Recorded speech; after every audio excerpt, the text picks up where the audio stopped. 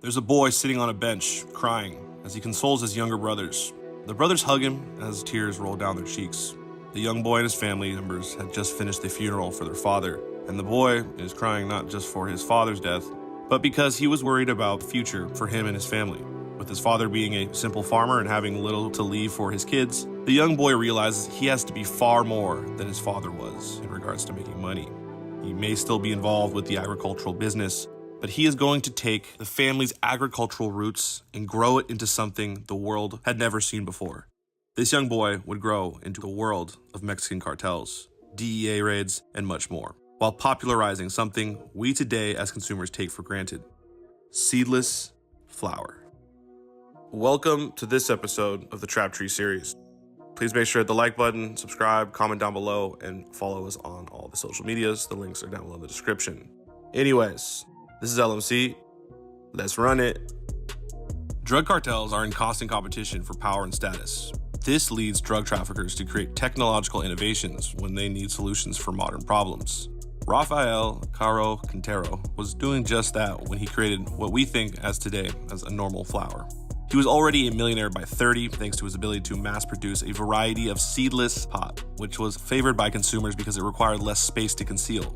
He survived in organized crime longer than most bosses, and at age 69, he had been in operation longer than any other drug trafficker until his arrest in 2022. This is the story of Rafael Caro Quintero, the Mexican cartel leader who popularized seedless pot. Caro Quintero was born on October 24th, 1952, in the community of La Noria, Batiguato, Sinaloa. His parents had 12 children, and Rafael being the oldest son. When Caro Quintero was just 14 years old, his father passed away, leaving him to the responsibilities along with his mother. At the age of 16, he left La Noria and settled in Sonora, where he found work in livestock grazing. 2 years later, Caro Quintero transitioned into a truck driving job in Sinaloa. He also spent time laboring on a bean and corn plantation in Sinaloa before making a pivotal decision to depart his home state and get involved in the drug trade, choosing the neighboring state of Chihuahua as his new base of operations. Now, during his teenage years, Caro Quintero was alleged to have begun cultivating pot on a small scale at his brother Jorge Luis's ranch. Remarkably, within a span of fewer than 5 years, he had expanded his holdings to acquire several additional ranches in the vicinity, accumulating significant wealth and influence along the way. Eventually, he co-founded the Guadalajara cartel in the late 1970s, along with his partners Miguel Angel Felix Gallardo and Juan Jose Esperanza Moreno. Having formed the Guadalajara cartel, Caro Quintero worked with Gallardo, Ernesto Fonseca Carrello, and Pedro Aviles Perez to ship large quantities of pot to the United States from Mexico. At the time, El Chapo Guzman was only a hitman for the cartel that Caro Quintero led with Don Anito and Felix Gallardo. One of them produced pot on a scale, another introduced the Colombian snow, and the third oversaw smuggling strategies to move trucks and planes into the United States. Now, together they made up the Guadalajara cartel, which later became the Sinaloa cartel, which was the most powerful in the country until a few years ago when Jalisco Nueva Generación emerged as kind of a competitor, right? So Caro Quintero barely knew how to read and write when he started out, but his business intuition made him rich through pot in just a few years.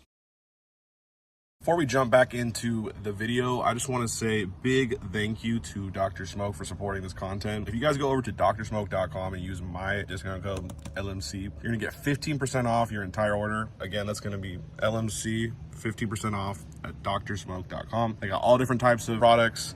Anyways, big thank you to the homies over at Dr. Smoke. Without them, none of this would be possible, so I can't thank them enough. Now, let's jump back into the content.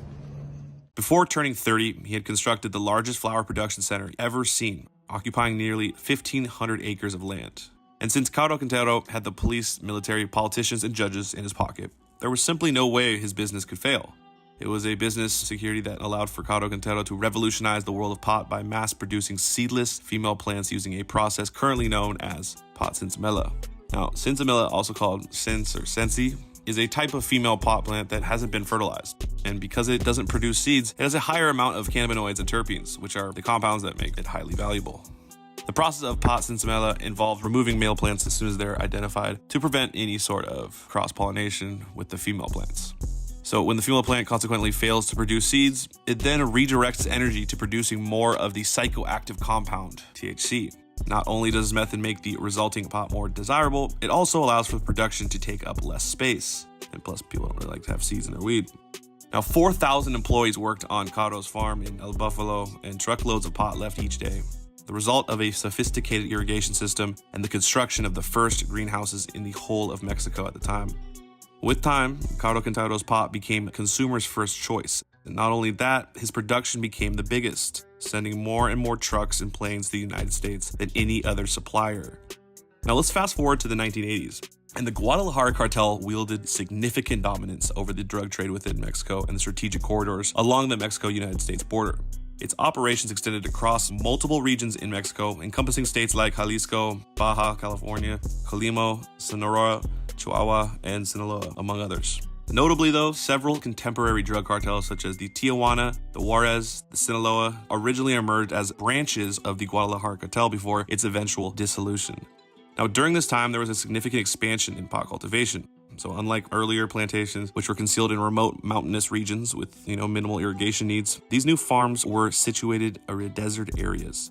In order to supply these remote areas with water, plantations had to increase drilling wells for the irrigation, a process heavily regulated in Mexico.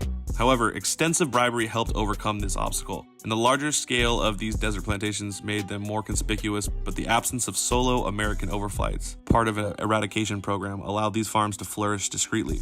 So one day in November of 1984, hundreds of soldiers showed up to Caro Quintero's farm, arrested all of his workers, and burned down the 8,000 tons, 16,000 pounds of pot that they had found. And this was the largest single seizure of plants in history at the time, and Caro Quintero swore revenge. Now, 3 months after Caro Quintero's empire was burned down in February of 1985, the Kingpin set his plan in motion. First, he abducted, tortured, and offed Camarena, an undercover field agent. Caro Quintero also offed his pilot, Alfredo Zavala Oliver, whom he suspected of providing information to the DEA that led to the destruction of the cartel's crops, resulting in a loss of approximately $160 million. Now, expectedly, the murder of Camarenas prompted outrage in the U.S. government, leading to the pressure on Mexico to apprehend all major figures involved. A 4-year law enforcement manhunt followed, resulting in the capture of key leaders of the Guadalajara cartel. On April 4th, 1985, Caro Quintero was arrested in Costa Rica while sleeping in a mansion just 800 meters from Juan Santa Maria International Airport, and then would be later extradited to Mexico on charges related to Camarena's murder. For the murder of Camarena and his other crimes, Caro Quintero received a 40-year sentence. Now, this arrest caused a severe setback to the cartel, causing Felix Gallardo to decentralize the cartel in order to enhance efficiency and reduce the risk of a single law enforcement operation crippling the entire business, right? Now, Gallardo convened top drug lords and designated territories, plazas for drug trafficking. And this restructuring then led to the emergence of various cartels, including Tijuana, Juarez, and the Sinaloa cartels. So, meanwhile, Caro Quintero's brother, Miguel Caro Quintero, succeeded him and formed the Sonora cartel, which branched out from the Sinaloa organization. So, the United States government believes that Caro Quintero continued to run his criminal empire behind bars through his brother Miguel, along with at least 6 of his family members, using various front businesses to launder millions of dollars.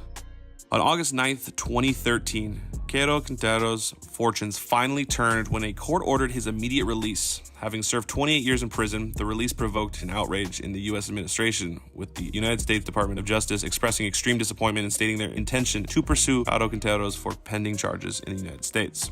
Now, the Association of Former Federal Narcotics Agents also expressed disappointment, attributing Caro Quintero's release to corruption within Mexico's judicial system. And in response, Mexico's Attorney General, Jesus Murillo Karam, pledged to investigate whether additional charges were pending in Mexico. Now, consequently, on August 14, 2013, a federal court issued an arrest warrant against Caro Quintero at the request of the United States government. Once Mexican authorities requested him, the U.S. government had a maximum of 60 days to present a formal extradition request. Now, Mexico's Attorney General clarified that Caro Quintero could not be extradited to the United States for the murder of Camarena, as Mexican law prohibits criminals from being tried for the same crime in another country. And U.S. lawyers, however, argued that Caro Quintero's initial trial was illegitimate and that the double jeopardy does not apply. So finally, though, in 2013, the drug kingpin escaped due to a legal loophole. Apparently, a judge decided that he should not have been tried in federal court, but a local one in his hometown, and so he thus released Caro Quintero, which gave the pot smuggler more than enough time to escape. So thus, at the age of 59, the old drug lord got his freedom and made his return to a clandestine lifestyle. In the images broadcast on the day of Caro Quintero's escape, there seemed to be nothing left of the confident and sarcastic young man who relished television interviews. Instead, Caro Quintero appeared as an old man who had decided to abandon his criminal life. However, this was all show, as the drug lord immediately went back to his old ways in locations such as Caborca or San Luis Rio, Colorado, where he reassembled a small army and tried to make his way back into the world of organized crime. Now, soon enough, though, Caro Quintero was back on the radar of law enforcement agents, and the hunt for him began again. Now, fast forward to March 7, 2018, and the Mexican military used Black Hawk helicopters to search for Caro Quintero in various mountain villages of La Noria. However, their efforts were unsuccessful, and Caro Quintero was soon named one of the 15 most wanted fugitives on Interpol's list, with the U.S. government offering a $20 million bounty for his capture. So with so much heat on them, Caro Quintero's lawyers filed an appeal to drop the drug kingpin's more recent drug trafficking charges, as well as the charges filed against him in 2015 related to the kidnapping and homicide of DEA agent Enrique Camarena and Mexican pilot Alfredo Zavala. But the appeal argued insolvency, as Caro Quintero claimed he was over 60 years old and had no retirement or pension and could not work due to being a fugitive from the law. Now, the next year, on March 27, 2021, a Mexican court dismissed suggestions that the murder of Enrique Camarena was purely a Mexican affair and opened the door to extradition on 1985 murder charges of the former DEA agent. And so Caro Quintero was finally arrested in the settlement of San Simon with the Cox Municipality of Sinaloa on July 15, 2022, and later transferred to the maximum security prison, also known as the Altiplano, and that was how the great Caro was finally captured. So currently, Caro Quintero remains in prison while the extradition proceedings in the United States continue. In 2021, the now incarcerated drug lord had tried to appeal his extradition but failed. Now, the Mexican authorities plan to fast-track the proceedings so that Caro Quintero is extradited to the U.S. as soon as possible. Ultimately, though, the DEA considers the arrest of Caro Quintero one of the biggest, most important DEA busts of the decade. And although Caro Quintero's name is mostly remembered for the alleged kidnapping and murder of DEA agent Enrique Camarena in 1985, the drug kingpin would forever be remembered as the one who completely changed the business and nature of pot. When a young person is put in a position where they have to take care of their family, they might have to take some dangerous risks, and they normally wouldn't. And sometimes these risks pay off, and the need to survive pushes them to become the best at what they do. And this is what led Rafael Caro Quintero to leave his mark on the world of flower forever by popularizing sensimilla, or seedless pot.